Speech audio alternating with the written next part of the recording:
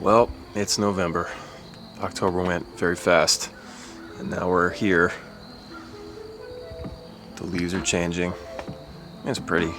October doesn't hit like it used to, bro. Halloween is just not what it once was. Just I didn't like feel it. I don't feel it anymore. We try to create it, for the kids and everything, and for ourselves too. But I don't really feel it anymore. It's just different now. I don't know. All right, I gotta do a live stream. All right, guys. I'll see you later. All right, just finished the stream. November 1st. Let's go. All right, what are we gonna do today? Coffee time. More coffee. My son gets his computer back. He had to take his computer for a little bit. Had to get them grades up. So loud. I'm in it's that time of year where I'm looking at new cameras. Just kind of looking around and seeing. I'm always trying to upgrade, make the stuff look better. And I love how this looks. This is the Sony ZV-E10, and I think it looks great. Good, decent blurry background on the back. Been looking at the FX3, way too expensive. There's the half price version, the FX30, which I'm looking at that. So I'm going to be looking at comparison videos between the ZV-E10 and the FX30. Also, I have the A7C, which looks great, but it's heavy, and I feel like the FX30 is going to be heavy as well. But I'm going to look at it. It just looks like it's heavy. ZV-E10, the beauty of this, vlogging on it, you can carry it around for a while, and it doesn't get super heavy.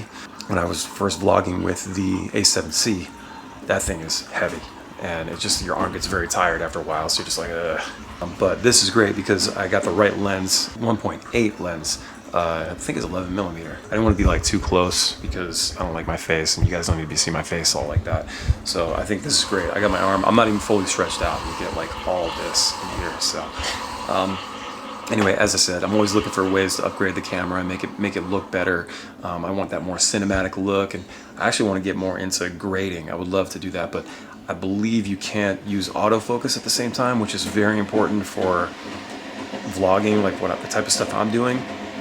I've had to scrap videos in the past because it was out of focus, and I thought I had it set right, but this autofocus has been incredible. So that's sort of the trade-off, is I can do the autofocus. It still does look great. I would love to be able to shoot in the log profile and then grade it myself, get maybe a better look, but I mean, it still does look great.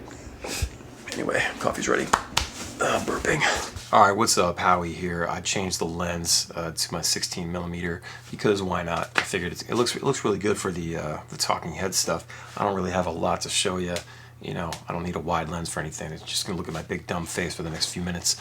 Let's talk about 5 touring tips. 5 things you should do when you're on the road as a touring band. My band's been on tour for almost 19 years. We've learned a lot about being on the road. We've made every mistake possible, so I want to give you guys as much info as I can to hopefully not have to make the same mistakes that we did. So there's really no order. I'm just going to call them out. Number 1, bring a merch person. Always bring a merch person, no matter what. The more people you have on the road with you, the more money it's going to cost. So you might say, well, the band can just sell. The band, we'll just have one of the band members sell, or all the band members can trade spots, and do merch duty from night to night, or throughout the night or whatever. And yes, that is a way to save money for sure. But I would say, in my opinion, bring a merch person. You got 4 people in the band, just bring a 5th person to run merch. It frees up your time to focus more on the show and the day-to-day stuff, making the set list, figuring out where you're gonna eat, all that stuff. You can just focus on the show itself, and you need someone else there to run the merch. Always know what's in stock. Always be able to run out to the van in case you run out of things while you're selling. For one, if you're on stage, you can't sell.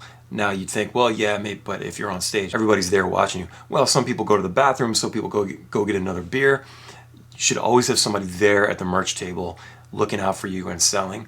And I believe bringing a merch person is a huge, huge benefit. You're going to end up making more money in the end. It'll justify paying for that extra person in the van. It'll just end up being better for everyone. Number 2, stay in the van as long as you can. That rhymed. I didn't mean to make that rhyme. It just rhymed. We all want to make it to where we're rolling around in a big old tour bus. We got a driver. We're going to sleep. We're waking up in the next town. It's a beautiful thing. I've been in a tour bus. It is awesome. There are some downsides, which I'm not going to go there in this video, But being in a tour bus, yeah, it's awesome for sure. I've been in bandwagons. The bandwagon is for when you're maybe doing extensive touring, you've got a little bit of budget there for that. Maybe you got some really long drives, and you might need a driver to cover those things, especially like out on the West Coast. Bandwagons, I would say, would be for a band that's been out for a long time, kind of doing it, and you have to justify being able to pay for that. It is expensive. Getting in a tour bus is way more expensive. Being in the van as long as you can, you're going to retain a lot of that money. It's a great way to keep your expenses a lot lower than what they would be. It is very expensive to tour these days, with gas prices being what they are, tolls, and of course the cost of maintenance and things like that. Especially when you're doing local shows, regional shows, you can get there with a van, do a weekend, do a week or two, in the van. Don't bite off more than you can chew. Definitely don't try to go to a bandwagon or a tour bus if you're clearly not ready. You got to run the numbers, man. Make sure you run the numbers, make sure it works, because everybody needs to get paid. You got to pay yourselves, you got to pay your crew. Everybody has to be happy. You'll be very happy cruising around in a bandwagon or a bus, as opposed to the van, but everybody wants to come home with money, right? You don't want to waste all your money on that. This is a business. You have to be mindful of that, and you don't want to go into the red because you want it to be comfortable.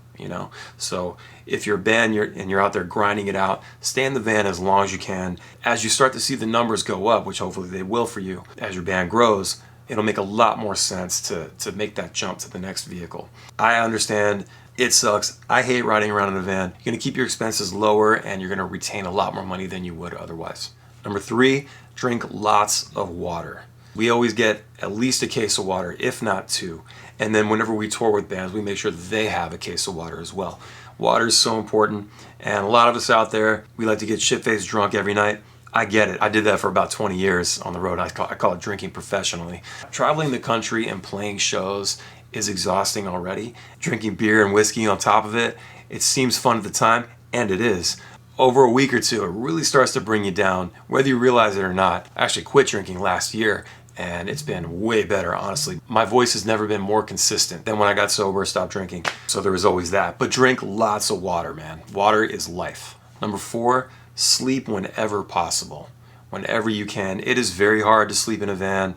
I was there for years trying to sleep in the van. We'd be in the E350, everybody gets a row. Sometimes you got to sleep on the floor. At one point we had this, what we call the living room setup. We took one of the benches out, took the front bench and flipped it around so it was against the front seats, and you had this like living room set up where you could like stretch your feet out, and there was this big floor space there. So we'd have a couple people sleep on the floor, everybody else gets a bench. We eventually worked our way up to hotels, and got a little easier that way. We felt like kings at that point. Sleep as much as possible, especially if you're not getting hotel rooms. If you can't afford hotel rooms and such, try to hit people up. There's so many great people out there that want to be hospitable. They'll put you up at their house, and you see a lot of hospitality out there in the country. It's awesome. Just try to get as much sleep as possible. I understand the feeling of wanting to party and like do the thing, and as I said, I did that for so long, and it was great. But eventually I got so sick of it, my performance was affected by it. After I stopped drinking and stuff, it was actually easier to sleep, and I swear this isn't a video about you need to get sober. It's not about that. And then number 5, you're gonna go to towns you never played before. You're gonna play to like 10 people. You're gonna play to 5 people. We once played to nobody. It was just like a couple bartenders at a bar. Perform like you're playing to 1,000 people. Give the best show possible. I know what it's like to get up there and just feel defeated and just want to go through the motions and get it over with. I totally understand that. But trust me, you're going to feel so much better. My wife's making dinner up there. Sweet. Trust me, you're going to feel so much better if you give it your all. You play really well, and just give the people that bought a ticket the best night of their life. Do the best you can to do that. And then hang out with them. They'll feel bad for you. They'll buy some extra merch, and maybe go to one of their houses and you get to sleep in a nice bed and get breakfast in the morning. You just never know. Anyway, that's just 5 tips out of many tips.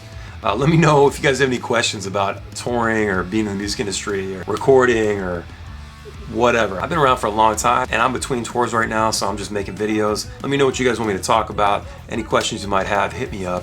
Thank you so much for watching. Check out my band Ballyhoo. We're gonna be in the Midwest in a couple weeks this November. We've got tickets on sale at ballyhoorocks.com. Give the tunes a spin. Thank you so much for watching. We'll catch you on the next one.